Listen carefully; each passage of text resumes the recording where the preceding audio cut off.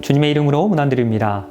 블루존의 저자인 댄 뷰트너는 덴마크의 쌍둥이 연구를 인용하면서 보통 사람의 수명은 단지 10%만이 유전자에 의해서 결정되고 나머지 90%는 생활 방식에 따라서 결정됩니다 라고 이야기했습니다. 이처럼 사람들은 자신의 수명을 결정지을 수 있는 큰 능력을 가지고 있습니다.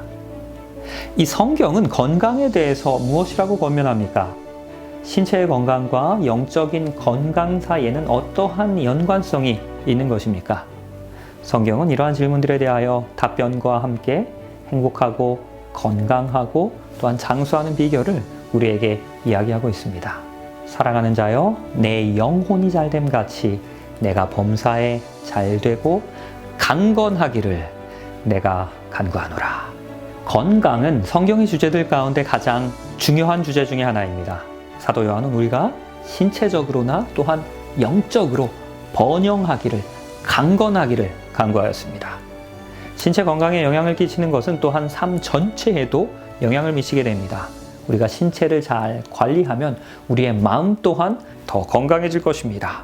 깨끗하고 맑은 정신은 하나님의 말씀을 더 잘 분명하게 이해할 수 있도록 우리를 돕습니다. 이로 인하여 우리는 더욱더 영적으로 건강한 삶 누릴 수 있게 되는 것입니다.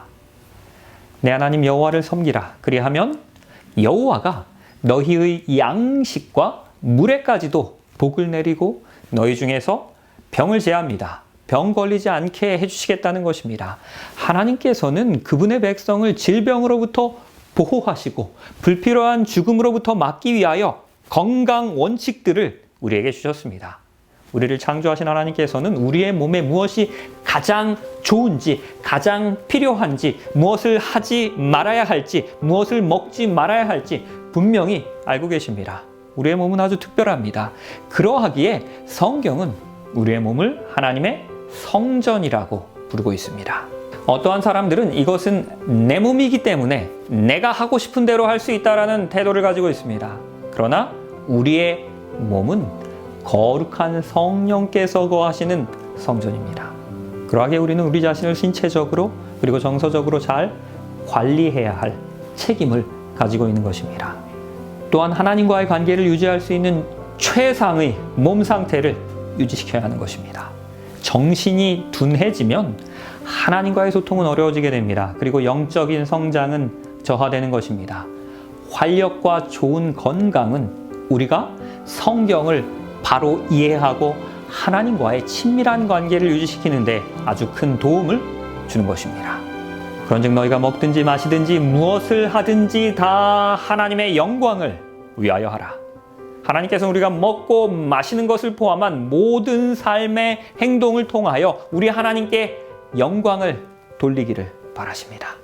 성경은 성전인 우리의 몸을 통하여 하나님께 영광 돌릴 수 있는 분명한 가르침들을, 방법들을 우리에게 말씀하고 있습니다. 하나님께서는 사람에게 언제 처음으로 건강기별을 주셨는지 혹시 아십니까?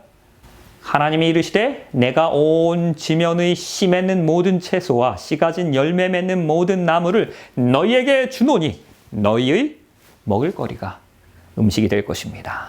에덴 동산에서 죄와 죽음이 생기기 전에 하나님께서는 아담과 하와에게 완벽한 식단을 주셨습니다. 혹시 그 식단이 무엇인지 아십니까? 오늘날 우리가 흔히 이야기하는 웰빙식입니다. 곧 채식이었습니다. 창조주 하나님의 건강한 식단을 따랐던 무두셀라는 무려 969세를 살았습니다. 하나님께서는 우리가 먹을 수 있는 것과 또한 먹지 말아야 할 것들에 대해서 분명히 우리에게 말씀하셨습니다. 모든 짐승 중에 굽이 갈라져서 쪽발이 되고 새김질하는 것은 너희가 먹어도 된다라고 말씀하십니다. 하나님께서는 우리가 고기를 먹도록 허락하셨지만 발굽이 갈라져 있고 되새김질하는 동물들만 우리가 먹을 수 있도록 허용하셨습니다. 그러하기에 돼지, 토끼, 약대, 말 등을 포함한 부정한 동물들은 먹지 말라라고 말씀하셨습니다. 부정한 동물을 먹는 것에 대한 규제는 구약시대의 유대인들에게만 해당되는 것이라고 우리가 흔히 생각할 수도 있습니다. 너는 모든 정결한 짐승은 암수 7씩, 부정한 것은 암수 2씩 내게 데려오며 노아 시대에도 하나님께서는 분명하게 깨끗한 짐승과 부정한 짐승을 구별하셨습니다. 그때는 유대인이라는 개념이 존재하지도 않았던 시대였습니다. 하나님께서는 그 노아에게 부정한 짐승 먹지 말라라고 지시하신 것입니다. 이 기별은 유대인들에게만 해당되는 것이 아니라는 것입니다. 전 인류를 향한 것임을 분명히 보여주시는 것입니다. 그러하기에 식생활을 통해서도 우리는 하나님께 영광을 돌릴 수 있는 것입니다. 건강한 삶을 누리기 위한 그 건강 원칙들은 우리 모두를 위하여 주어진 것입니다. 하나님께서는 물고기에 대해서도 또한 권면을 주셨습니다. 물에 있는 모든 것 중에서 너희가 먹을 만한 것은 이것입니다. 강과 바다와 다른 물들에 있는 모든 것 중에서 지느러미와 비늘이 있는 것은 너희가 먹을 수 있습니다. 그러나 물에서 움직이는 모든 것과 물에 사는 모든 것과 곧 강과 바다에 있는 것으로 지느러미와 비늘이 없는 모든 것은 너희에게 무엇입니까? 가증합니다. 우리를 병과 질병으로부터 보호하시기 위해서 하나님께서는 물에 사는 그 물고기들 중에서 음식으로 허용되지 않은 것들을 먹지 말라라고 말씀하셨습니다. 굴이나 조개와 같은 역어섭식을 하는 동물들은 생태계에서 아주 중요한 역할을 차지합니다. 이들은 물을 삼킵니다. 그리고 그 물 가운데 있는 모든 불순물들을 걸러내므로 그 물들을 정화시키는 것입니다. 가재와 개와 같이 바닥에서 먹이를 찾는 동물들은 그 사체를 먹음으로 강과 바다를 깨끗하게 정화시킵니다. 메기과에 속하는 동물들도 마찬가지입니다. 바다의 청소부 역할을 하는 것입니다. 이러한 생물들은 사람이 음식으로 먹도록 하나님께서 창조하신 것이 아닌 강과 바다를 정화시키는데 아주 중요한 역할을 하도록 우리 하나님께서 만드신 것입니다. 이러한 물고기들의 역할은 구약시대나 우리가 살고 있는 이 신약시대에도 여전히 변화가 없는 것입니다. 하나님께서는 이 부정한 동물을 먹는 것을 가리켜서 가증하다라고 분명히 말씀하셨습니다. 하나님은 이러한 부정한 음식을 가증스럽다라고 말씀하시면서 그 말씀을 다시 번복하지 않으셨습니다. 하나님께서는 새에 대해서도 권면을 주십니다. 새 중에서는 너희가 가증히 여길 것이 이것입니다. 이것들은 가증한즉 먹지 말지니 곧 독수리와 솔개와 물수리입니다. 맹금류와 썩은 고기, 즉 죽은 동물의 사체를 먹는 새들은 하나님께서 부정하다라고 말씀하셨습니다. 닭이나 칠면조는 정결한 새입니다. 반면에 독수리과의 새들은 하나님께서 부정하다라고 말씀하셨습니다. 이제는 술에 대한 권면입니다. 포도주는 거만하게 하는 것입니다. 독주는 떠들게 하는 것입니다. 이에 미혹되는 자마다 지혜가 없습니다. 포도주는 붉고 잔에서 번쩍이며 순하게 내려가니 너는 그것을 보지도 말지어다. 그것이 마침내 뱀과 같이 물 것입니다. 독사와 같이 쏠 것입니다. 내 눈에는 괴이한 것들이 보일 것입니다. 그리고 내 마음은 구부러진 말을 할 것입니다. 성경은 아주 분명하게 음주의 위험성에 대해서 우리에게 경고합니다. 성경에 나오는 많은 인물들 역시도 술을 마셨습니다.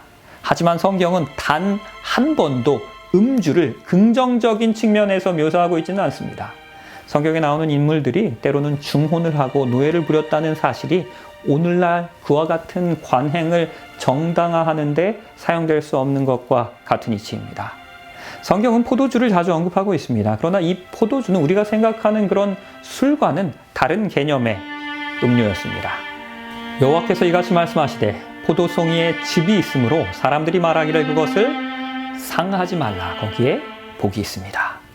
우리 하나님께서 허락하신 포도주는 발효되지 않은 포도즙이었습니다. 어떤 사람들은 가나의 혼인잔치에서 예수 그리스도께서 물을 포도주로 바꾸신 일을 가리켜서 음주를 해도 된다라는 근거로 이야기합니다. 하지만 그 이야기 속에서 예수께서는 포도즙이 아닌 술을 만드셨다라는 이야기는 없습니다. 예수께서는 성경의 기자들에게 술을 반대하는 기록하게 하셨습니다. 그러면서 혼인잔치에서 많은 술을 만드셨다라는 것은 모순인 것입니다. 그렇다면 흡연이나 담배는 어떻습니까? 출애굽기 20장 13절에서는 살인하지 말라라고 명령하셨습니다. 그리고 과학은 모든 담배 연기가 인간의 몸과 정신에 엄청난 해로움을 입힌다라고 주장하고 있습니다. 미국 질병예방센터에 의하면 폐암의 90% 그리고 그 외에 다른 많은 질병의 원인이 흡연이라고 이야기합니다. 고의적으로 하나님이 거하시는 몸의 성전을 심각하게 훼손시키는 것은 하나님께 영광을 돌리는 일이라고는 할 수 없는 것입니다. 바울은 하늘 본향으로 향하고 있는 그리스도인의 삶의 여정을 다음과 같이 묘사합니다. 운동장에서 다름질하는 자들이 다 달릴지라도 오직 상을 받는 사람은 한 사람입니다. 너희도 상을 받도록 이와 같이 다름질하라. 이기기를 다투는 자마다 모든 일에 무엇해야 합니까? 절제해야 합니다. 그들은 썩을 승리자의 관을 얻고자 하되 우리는 썩지 아니할 것을 얻고자 함이기 때문입니다. 운동선수들이 언젠가 없어질 상을 위하여서도 최선을 다하여 훈련하고 절제하며 준비합니다. 마찬가지로 그리스도인들은 하나님께서 주시는 그 영원한 상을 얻기 위하여 가능한 모든 방법을 다 동원하여 준비해야 하는 것입니다. 그러므로 형제들아, 내가 하나님의 모든 자비하심으로 너희를 권하노니 너희 몸을 하나님이 기뻐하시는 거룩한 산 제물로 드리라. 이는 너희가 드릴 영적 예배입니다. 구원은 오직 예수 그리스도를 믿음으로만 얻을 수 있는 것이기에 우리가 건강 원칙을 지키는 것으로 구원 얻지는 못합니다. 하지만 예수 그리스도를 믿는 사람들은 가능한 모든 방법을 다해서 우리 하나님을 영화롭게 섬겨야 하는 것입니다. 우리가 몸으로 하나님께 영광을 돌리며 우리의 식생활로도 우리 하나님께 영광을 돌리며 순종할 때 우리 하나님께서는 우리 안에 거하시는 것입니다. 더욱 분명하게 우리와 소통하실 수 있는 것입니다.